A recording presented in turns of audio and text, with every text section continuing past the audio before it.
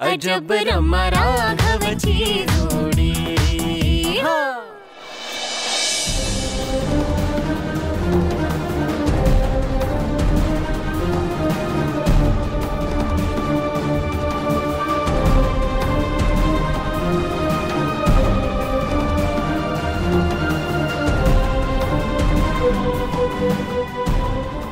नको रडूस बाळा।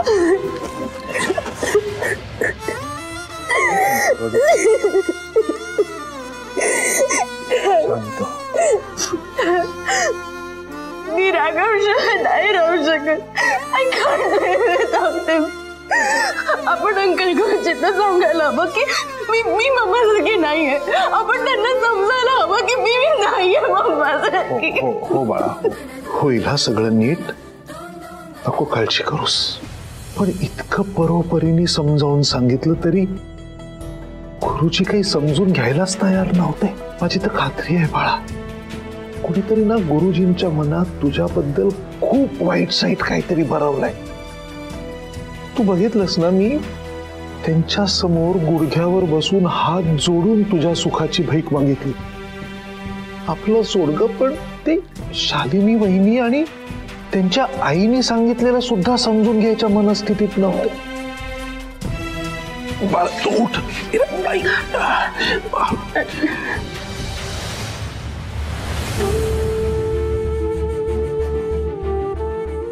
गिरीश,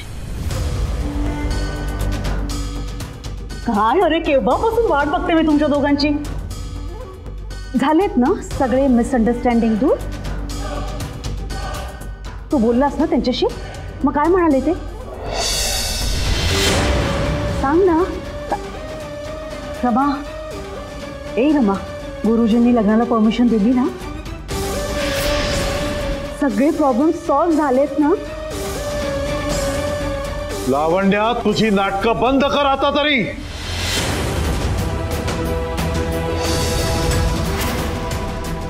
तिथे जे काही झालंय ना लावण्या, ते फक्त आणि फक्त तुझ्यामुळे झालंय।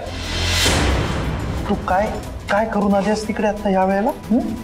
एक मिनिट बघ जरा तुझ्या मुलीकडे, रमाकडे बघ जरा। जरा दया येत नाही का तुला तिची?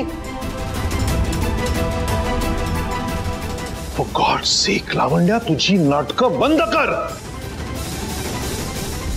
I knew it. यांचे सगळे प्रयत्न वाया गेलेले दिसत आहेत। That's wonderful. Oh, I am so happy. Girish, काय झालंय नेमकं तिकडे? दुसरं काय होणार पवित्रा, गजानन गुरुजींनी रमा राघवच्या लग्नाला स्पष्ट नकार दिलाय।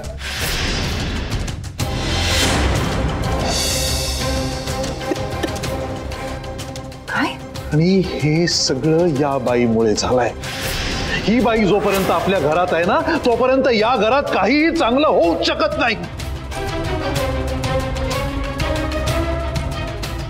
किती वेळा सांगू की मी जे काही केलंय ते माझ्या रमासाठी केलंय, माझ्या मुलीसाठी केलंय। त्याचा परिणाम हा असा होईल असं नव्हतं वाटलं, तर खरंच रमा, बिलीव्ह मी। म्हणून म्हणत होते, म्हणून सांगत होते की मी येते तुमच्या बरोबर। अरे, त्या गजानन गुरुजींची माफी मागायला हवी होती मी आले असते ना, तर त्यांनी जी काही शिक्षा सांगितली ना ती मी भोगली असती। तुझं तोंड बंद कर लावण्या। बस झालं।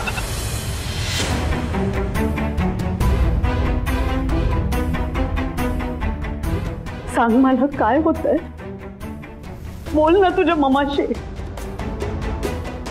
Darling, please talk to me. Pavitra, जरा बघ तिच्याकडे।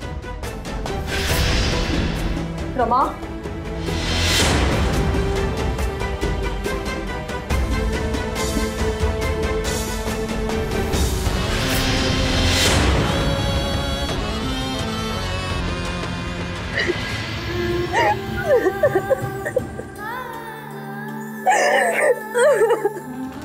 रमा,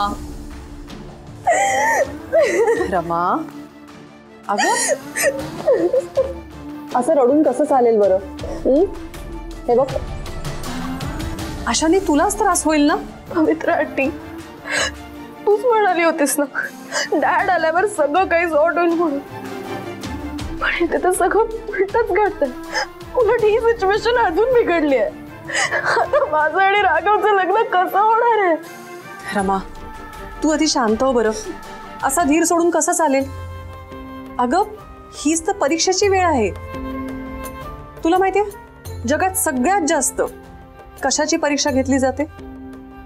कशाची? प्रेमाची.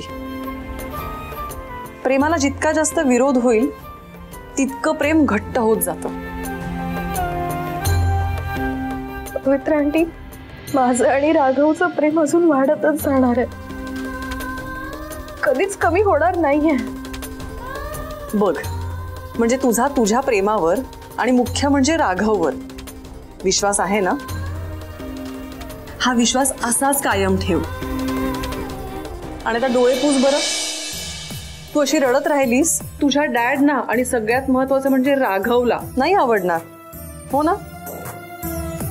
आता तुला असंच ठामपणे उभं राहायला हवं, स्वतःसाठी, तुझ्या राघवसाठी आणि तुमच्या प्रेमासाठी.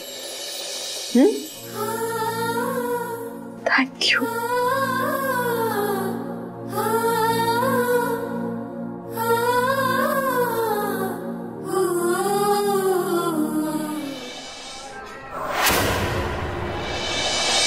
राघव, हे किती दिवस असं चोळून भेटायचं आता?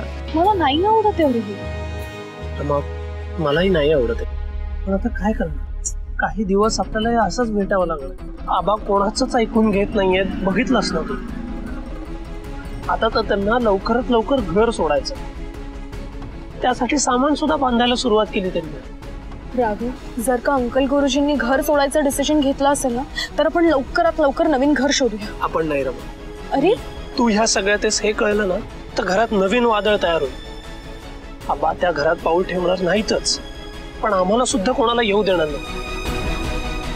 आधीचं घर तुझ्यामुळे मिळालं हे मला माहिती नव्हतं. तुझा हेतू खूप स्वच्छ होता रमा, पण शेवटी काय झालं? तुलाच बोलणी ऐकावी लागली ना. तुझ्याच हेतूवरती शंका घेतली गेली आणि ते मी परत होऊ देणार नाही. राघव, अरे मोठी माणसं बोलली म्हणून काय झालं? आणि तसंही आपण डिसाइड केलंय की नाही, जे काही करायचं ते दोघांनी मिळून करायचं. मग आता मी घर शोधायला तुझ्यासोबत येणार म्हणजे येणार. मग पण तुझे उपवास सुरू आहेत ना, त्यात हे अनवाणी राहण्याचं व्रत सगळं कसं? राघव, इतके दिवस मला काही झालंय का? नाही, मग आताही नाही होणार. आणि तसंही शेवटचे 2च दिवस उरलात राघव.